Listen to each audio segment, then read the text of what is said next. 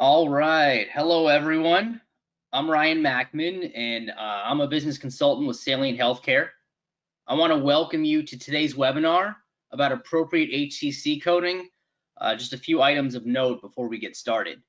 I want to inform everyone that this webinar is being recorded, so you'll certainly have the opportunity to rewatch the session, and you'll even be able to share it with colleagues if you want. Salient Healthcare is actually going to email you a link of the recording and the slides following this presentation. Finally, during the webinar, you'll be able to submit questions to other presenters and myself using your attendee control panel at any time. And we'll go ahead and answer as many of those as possible during the Q&A session towards the end. Just know that the questions are also being recorded, so even if we're unable to get to yours during our allotted time, we'll go ahead and make sure to follow up and answer that via email.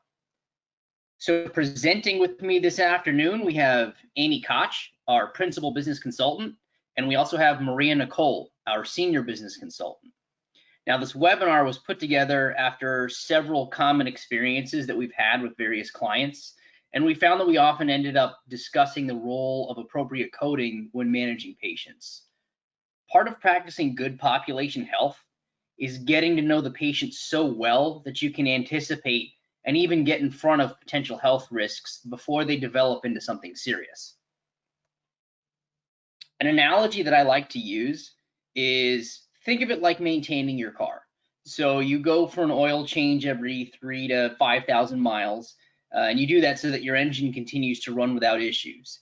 And you also think to get occasional checkups on different wear and tear parts like brakes, tires, shock absorbers. So when you go for these car checkups, your mechanic is going to run a diagnostic, and they'll determine preventative maintenance that'll keep your car in good health and hopefully help you to avoid a major breakdown in the future.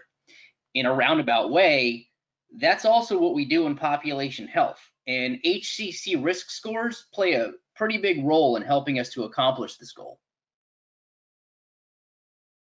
Now, HCC stands for Hierarchical Condition Category, and these codes help to predict costs for Medicare beneficiaries based on disease and demographic risk factors.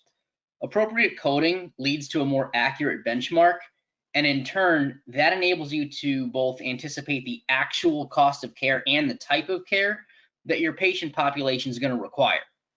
Once you have that squared away, it gives your ACO the ability to derive initiatives that'll correctly address other areas such as quality and utilization.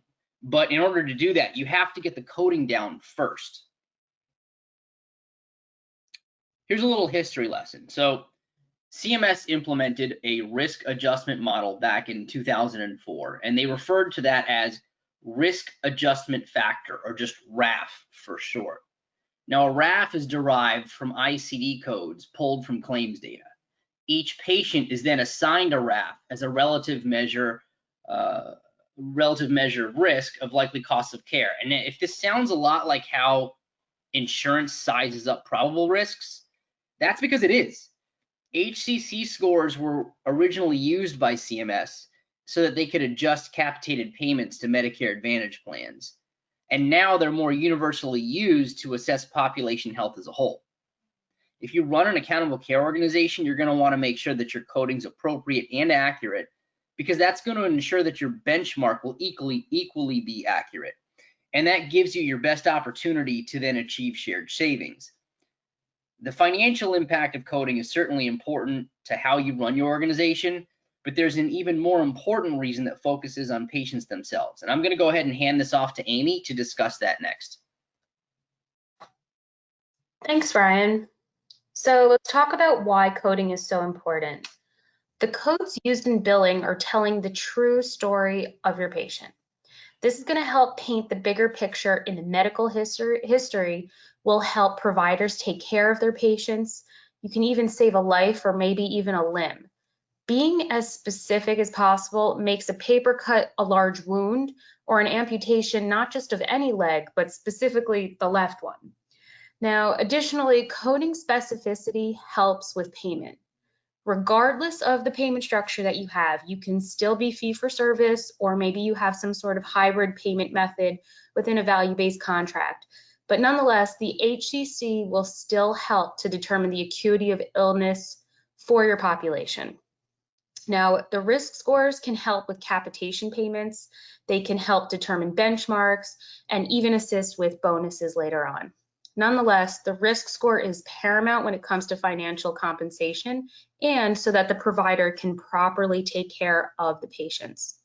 So we're going to take a look at two different examples to illustrate how improper coding can lead to lower risk scores, which could really affect how providers take care of those patients and how you might ultimately get reimbursed.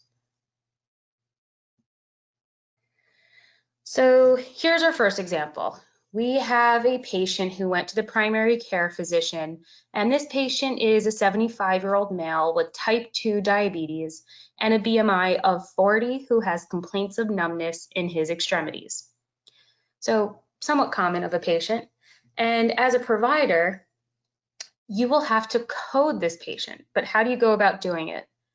You will have to address the chronic condition, which in this case is of course that diabetes. But it's important to consider if the diabetes has complications or not. And you can see in the two options on your screen how the different options will impact the scores. Now, diabetes with complications have much higher weights to them, and that indicates that the patient has a more complex condition, which requires more time and effort on behalf of the provider, which therefore should be reimbursed at a higher rate so that the provider can properly manage the patient and be compensated for that care. Now, considering this patient has complaints of numbness in his extremities, the provider should probably test for polyneuropathy, which would be a complication factor to the diabetes. The other component to address was the BMI. Now, the patient has a BMI of 40, which indicates to the provider that the patient is in fact obese and should be coded accordingly. The obesity is another factor that adds to the weights.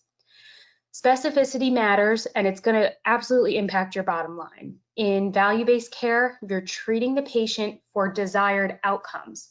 So you need to properly document so that you can anticipate those outcomes and make sure you're taking care of the patients in a proactive manner, similarly to Ryan's car example. So you're going to need to take more resources to manage those complicated patients, and therefore you should be reimbursed appropriately. So let's go ahead and take a look at another sample patient. All right, sample patient 2, another somewhat common type of patient you'll see. This patient is a 75-year-old female who has type 2 diabetes and is coming in for a routine follow-up. Now, she has an HbA1c of an 8.3, and she also has COPD and carries around an oxygen tank. So how do we code for this patient? Now, like the other patient, she has diabetes, so you're going to want to address the chronic condition there. And you might also want to consider that this patient has hyperglycemia, so that would be a complication to the regular diabetes code. And we know that because of the hemoglobin A1C results, that HbA1c test. Now, you'll also want to consider the COPD. So you see we're building on to additional codes. The COPD might not just be COPD. In the two options, you can see what it looks like if the patient just has COPD and diabetes unspecified versus different codes with complications. Now, we know this patient carries around an oxygen tank, so it's not going to just be COPD. She's oxygen dependent, so you might want to consider coding for chronic respiratory failure with hypoxia. And you can see the difference in the RAF scores when you do code appropriately and accurately. So I'm going to hand this off to Maria, who's going to talk about the impact of HCC coding for accountable care organizations. Thanks, Amy. So there's a significant impact of HCC on an ACO. Presented here, you'll see 3 fictitious ACOs. Each ACO's baseline costs and actual costs are exactly the same. However, due to the coding variations, their risk adjustment factors vary slightly. For ACO 1, you'll notice that their RAF is below 1. ACO 2 is exactly at 1, and ACO 3 is slightly above 1. When we take that RAF and multiply it by the baseline costs, we get that significant variation, which then translates into the last column for a significant variation in savings and in losses. Now, remember, savings and losses are kept at 3%. Now, even if you have an ACO that took great care of their patients but forgot to code accurately for their acuity, you're losing over $16 million, and that's a really significant impact, especially if you're in two-sided risk contracts. So it's important to note that the primary care outpatient setting codes will not be the only codes that are factored in to reflect that patient's acuity.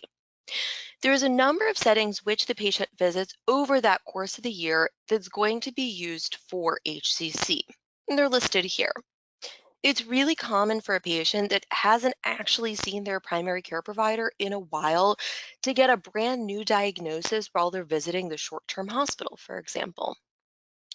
Now, similarly, there are select provider types that will be responsible for appropriate coding and reporting those HCC codes.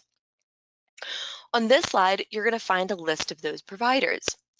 Now, it's important to ensure that the primary care provider reconciles those codes that have been billed by other providers in other settings.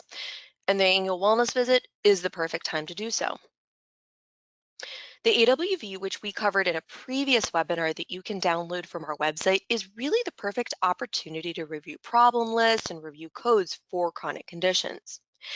The AWV is completed annually by the patient's PCP in order to improve quality measures, reduce churn, increase attribution, as well as accurately reflect the patient's acuity through HCC scores. Now remember, you can only provide a maximum of 12 conditions per claim. So we've had a lot of experience working with ACOs across the country and wanted to share best practices and pro tips with you today based on those experiences. First, as we previously discussed, you'll want to use the annual wellness visit to review problem lists and keep them up to date and accurate. Even if you documented a code last year, it's important to document chronic conditions at least once annually. So for example, if a patient that is a quadriplegic came in last year and you coded them appropriately, the code is not going to carry over into this year. And thus, it's going to appear that he's fully able-bodied. Most chronic conditions don't resolve, but they still need to be confirmed annually for coding purposes. Second, it's important to select the most specific ICD-10 and document it in the EHR. So for example, there are plenty of diabetic codes, but you want to pick the one that's most relevant to that patient, since these are the codes that carry significant weights, as we saw from Amy's examples. Third, avoid using the term history of for the chronic conditions that the patient has but are currently stable. If the patient has diabetes, for example, then state so. We're going to take a look a bit more at proper documentation in a few minutes. And lastly, support all codes with documentation using M.E.A.T.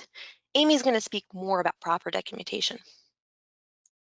All right, so yes, Maria did say M.E.A.T, and M.E.A.T is an acronym that can be used to ensure proper documentation. And it means establishing the presence of a diagnosis during the visit.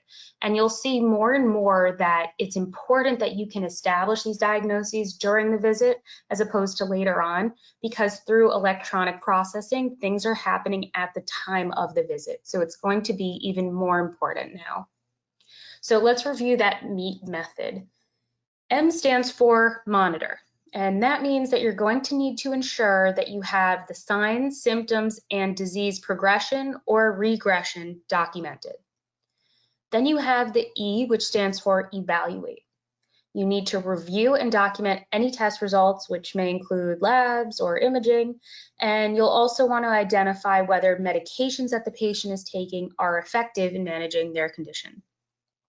Then you have the A. That stands for assess. You want to identify whether any additional tests are necessary. You can counsel the patient on whether they need to adjust their regimen or not. And then lastly, you have T, which stands for treatment. And this is where you identify the recommended treatment based on the conditions. So taking this methodology for documentation, let's go through a few examples. So here we have a patient. It's noted they have CHF, chronic heart failure, and the symptoms are well controlled. They're taking Lasix and an ACE inhibitor. The provider notes that the patient will continue current medications.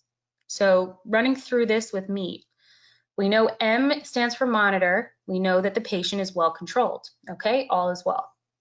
We don't have any test results to review, but we do know that they're taking Lasix and ACE inhibitors, so they are on medication, and we know that for the E, which stands for evaluate, that there is no additional tests needed or adjustments because the patient is seemingly well controlled.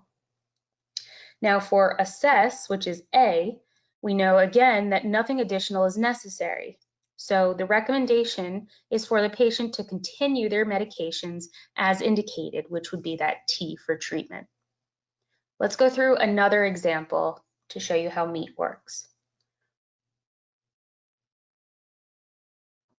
So here we have a hypertensive patient who also remains stable, who is taking Losartan 100 milligrams daily.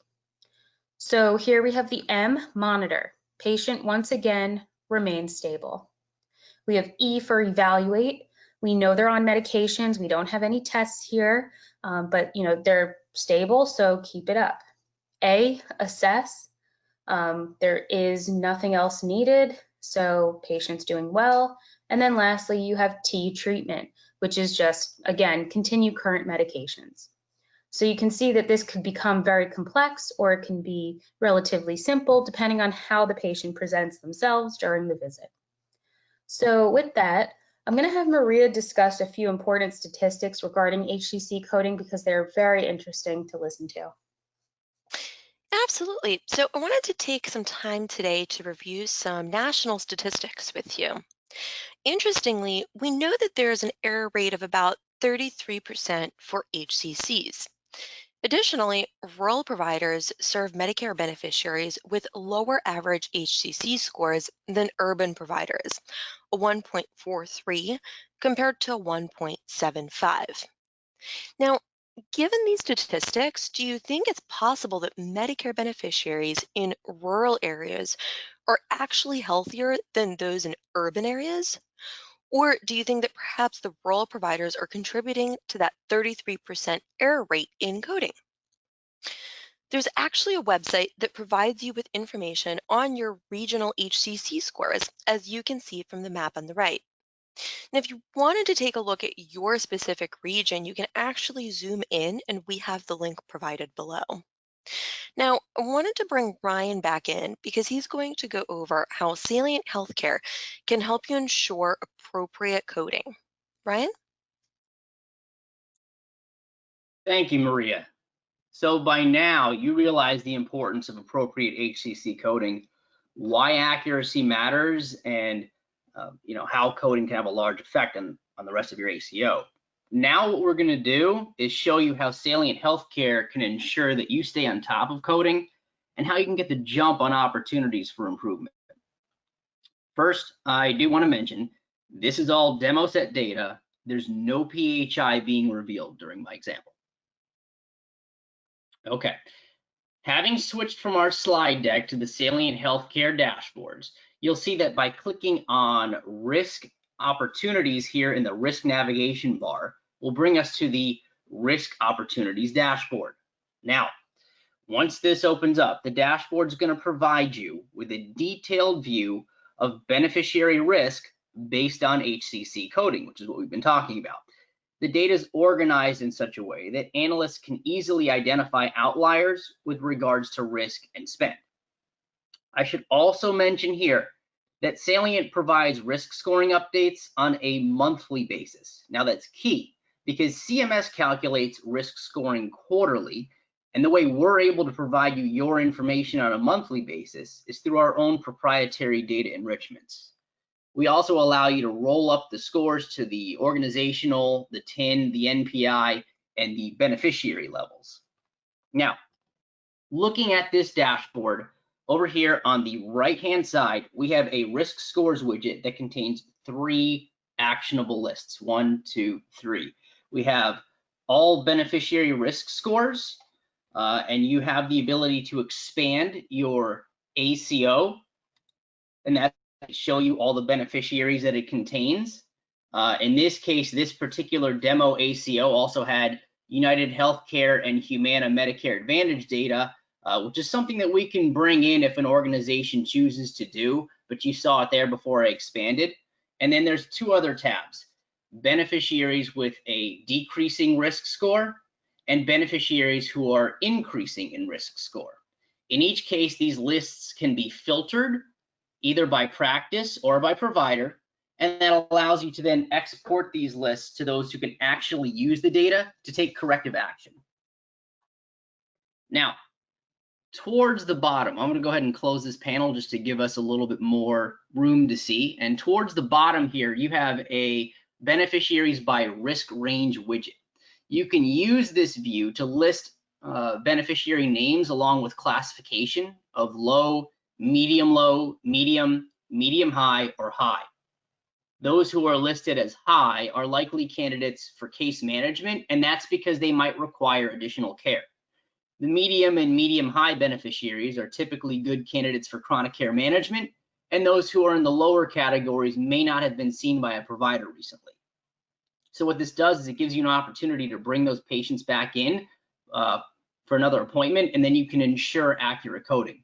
Again, like everything else in the Salient Healthcare dashboards, you have the capability to apply filters to look at specific TINs or NPIs. Now, on the upper left-hand side up here, we have a scatter plot chart, and that shows you risk and spend. Outliers are visible in this upper left quadrant right here, and I can actually rubber band a cohort of them to further analyze what's going on. In this case, I'm going to rubber band those that have a risk score below 2, but a spend in this case above $230,000 about. And when I let that go, it's going to give me that cohort, and that list that's spawned, I can actually then choose a beneficiary to drill into, which in this case, I'll choose Matthew. And that's going to enable me to drill in directly to the beneficiary opportunities risk dashboard. And where we're going now is the most granular level. And now I can actually examine this beneficiary using my last widget, which is beneficiary risk. And that's over here on my left-hand side. Here you have the ability to look at individual beneficiaries by weighted diagnosis. So for those who have had a decrease in risk score, we can analyze those diagnoses that have been submitted to ensure accuracy.